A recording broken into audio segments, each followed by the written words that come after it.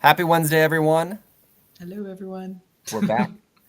We are talking about scaling your group practice to seven figures. And the byproduct of that is hopefully you, as the practice owner, taking less one-on-one clinical hours. As someone who's an agency, you're typically doing anywhere from 20 to 40 hours a week on like sessions. Heavy, heavy, heavy. Maybe when you move to your own private practice, just as a solo, you're able to get that down to like 20. Maybe if you're high cash pay, you're getting that down to like 15 a week. Uh, but how do you get that number lower? One of the best ways to do that and still maintain the freedom that the income gives you or the consistency of the income is to grow your group practice to seven figures and beyond. Let's dive in to one of the biggest elements that you need in order to make that happen. I'm gonna come out swinging with something that maybe feels really counterintuitive. Hit me. One of my favorite sayings lately has been, "I've never met a successful person that's been skeptical."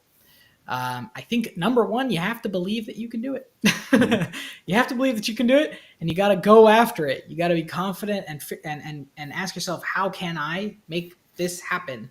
How can I make this happen? Rather than, is it possible? Can I do it? Is this the right program? Am I doing the thing? Am I? As soon as you start getting skeptical, all you're doing is adding friction and slowing yourself down. Yeah. And that goes for anything, guys. I'm not talking about being skeptical about our program or being skeptical about something that relates to me or something that benefits me. I'm saying in totality, if you are skeptical on your path, it's going to massively slow you down. So get clarity on the path that you're on. And once you have clarity or once you have some type of system that you're focusing on, go down that path with conviction. With Yeah. conviction, guys, you're going to go much faster and you're going to just ask yourself the right questions instead of derailing yourself on inconfident or fear-based decisions that end up working you in circles. Yeah. So I'd say that's my first tip. Yeah. Let's take 1 second and talk about the anatomy of a seven-figure group practice. If you're like, man, how would you even do $1 million annually or more, right? First thing, lots and lots and lots of practices do it. We have seen $1 million practices with as few as five providers or five clinicians under a single roof, or as many as like 15 to 20, depending on like cash flow reimbursement rates, things like that. More often than not, you hit about $1 million annually, or you can right around the 10 to 12 provider mark. So, another easier way to think about it is not through the revenue at all, but is through the sort of how many providers would you need to build a life where you can manage them successfully and be compensated appropriately for that. And that door gets unlocked typically right around 10 providers. But with that in mind, we see a lot of things happen when someone launches their group practice, right, Atilio? They launch Yes. their practice, they hire their first clinician, or they hire their first three clinicians, and then it gets really crazy after that. Because there's many, many group practices that they'd love to have 10 providers, or they'd love for their 10 providers they do have to be making them $1 million annually. All these other things. And it gets off kilter really fast, typically for one big reason that we hone in on a lot when we're working one on one with our therapy practices. And Natilio, what is that reason? I think the if we're looking at the biggest reason, I think it just comes down to clarity on how to reach the goal. So you mentioned like, hey, it's we're looking at 12 therapists to make $1 million on average. And so a lot of therapists are like, well, how can I make my practice better? How can I make it smoother? How can I do this, that, the other thing? Get my style guide, get my brand sheet, get my employee handbook, get my, all these other assets, get my newsletter started, start tracking, doing all these things. When really, guys, the biggest domino there is you just need four more clinicians. Like if you really wanted to boil it down and make it super simple, is just focus on the big domino. What Yeah. is the big domino that's going to get you to where you want to be? And there's a lot of benefits to having a seven figure practice, guys. And it's just a milestone. We like to say it because it's easy to say. But, guys, the benefits of having a larger practice is that one, you create consistency. Two, you have a larger total caseload, which means a larger total revenue number, which means a larger total profit or amount that you can take from it for income. And so there's a lot of benefits to running a larger business rather Yeah. than a smaller business.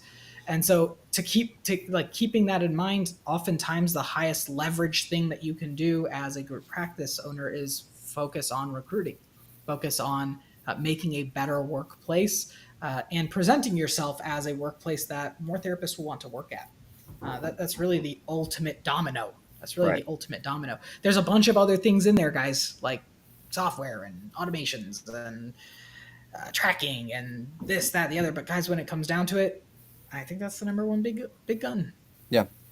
Which which the clarity in what you're focusing on, you are running $1 million business, or you want to run $1 million business. To have $1 million plus business, you have to understand and treat your business. And there are things that $1 million business has that a six-figure business does not have. The first biggest thing that we just indicated is $1 million business is typically going to have more providers, right? So just being able to focus and have clarity on that alone will drive that result in a much better and direct manner. But there are a lot of other things that when you start asking yourself, what would $1 million plus business be doing in order to be successful or to get there?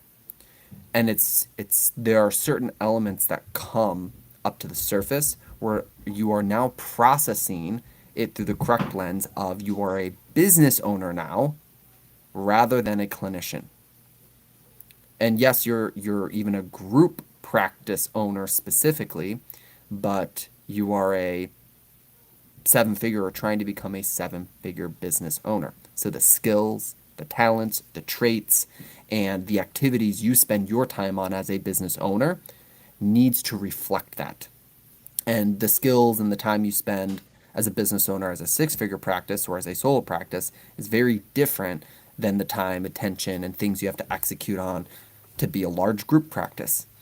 And so just consistently asking yourself, how can I treat my business, my practice like a business? What would a good business be doing? What are good business fundamentals? Where am I learning my business fundamentals from, right? What do all seven-figure businesses have in common?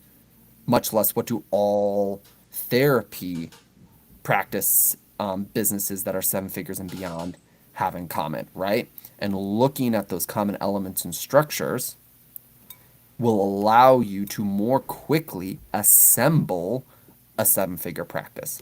And maybe that's where we can rest some of our time on, Attilio, is this idea of assembling a business rather than like creating or developing or like, whatever.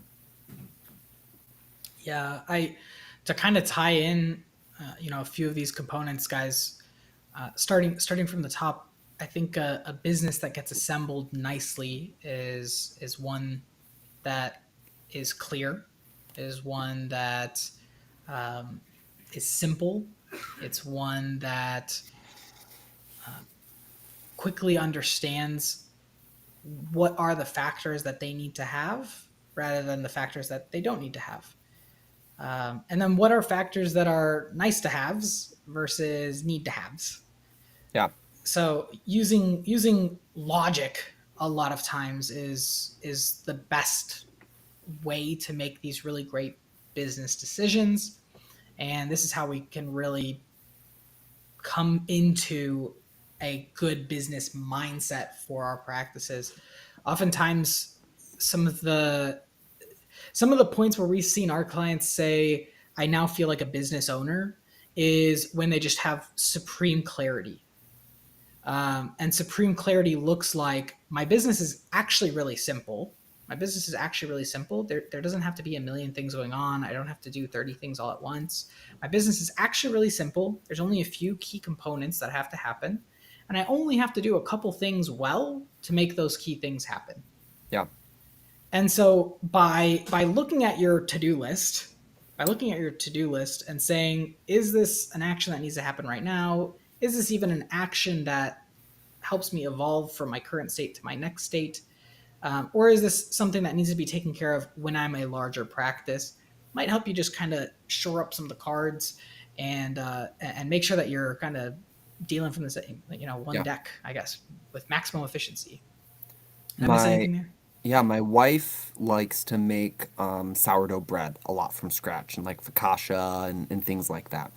And it's not a very complex process. It's pretty simple, right? Bread is flour and water and then some element of yeast depending on how you're procuring that, right?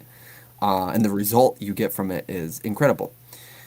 But the more skilled she has gotten at it has come as a reflection of her not adding additional ingredients or changing the inherent makeup or like making it a more complex process. The process has stayed just as simple, but her timing and her consistency for how she follows through on putting those ingredients together.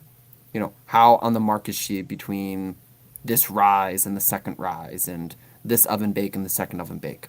We know as a group practice, you need marketing to procure new inquiries. You need sales to turn those inquiries into new clients.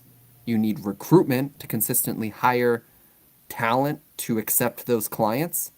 And you need some sort of operational success, software, vendors, a trained team, whatever it is, to kind of hold those three buckets together. And,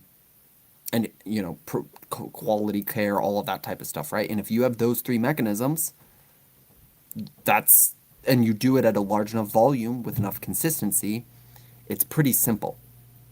But it's hard to do fluidly and concretely and consistently more than it is to wrap your head around what is the raw ingredients to a seven-figure group practice. I might add one saying that I tell myself a lot: do what's working better. Yeah. So do what's working better. Yeah. And to get something to work doesn't take much. To get something to work, it doesn't usually take too much.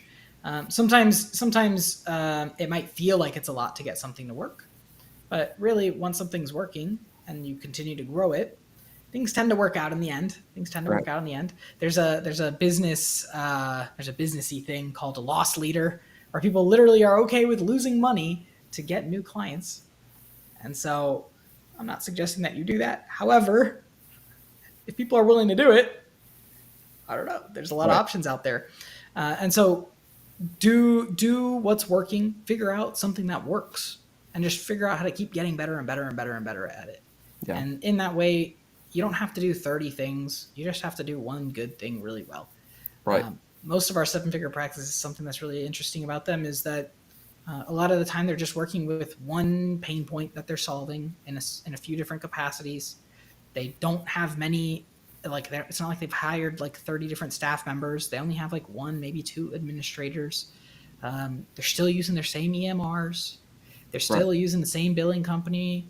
If they're insurance billing credentialing, if they're cash pay, they just have their one billing strategy. Like, it doesn't have to be that crazy. You don't have Right. to complicate it that much. You don't have to send schedules to everyone. All your therapists are doing other things. Just one schedule, Yeah. one contact point, handle all the stuff right there, and then move on to the next stage. You can treat things more like an assembly line, and by treating it more like an assembly line, you kind of simplify and create consistency.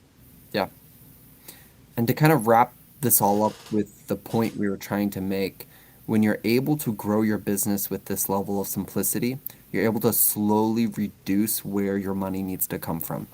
You are doing clinical hours right now for a lot of reasons, I'm sure, but income is probably a primary driver. If you could do 15 instead of 20 or 10 instead of 15 or 5 and you might be the practice owner who always does some level of clinical hours. That's great and that's fine.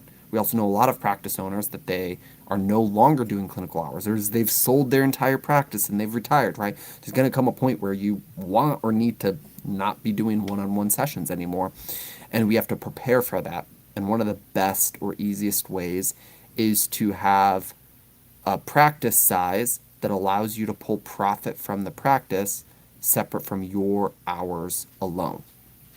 And right now, if you're in a group practice and you make up more than 50% of the revenue that's coming in on a given month, that's a really good indication that you have a lot of room to grow. And there's some changes on a structural level around your time and what you're prioritizing that can shift and change in order to unlock the door to not having to be the primary provider or the primary biller in your practice. Yeah. I think I might add one other thing too. Yeah. Guys, it's the people who take the frameworks, it's the people who take the frameworks and then innovate on them. So make it simple, but make it your own still. Yeah. Um, you know, if you're out there kind of kitty scripting, script what is that? Script kitty. You're just out there script kidding. I think that's the right. It's I've not heard bear that. with me. Okay. But basically, it's when you go out and just like look for templates, Yeah. look for the thing that everyone's doing, and then just applying that. You're gonna get a hodgepodge of stuff that doesn't really work 100%. So you know, beyond just keeping it simple, take it and make it your own. Make improvements on it. Go with your gut.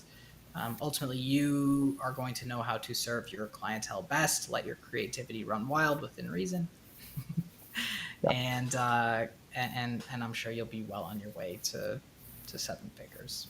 Yep. We'll be talking more about this in the coming days. How are you supposed to treat your business like a business? How are you supposed to keep it simple and clear? And how are you even supposed to innovate on the things that we're laying out here on a systems and on a structure level to help you get there? So stay tuned for that as we continue to do some of those things with you all.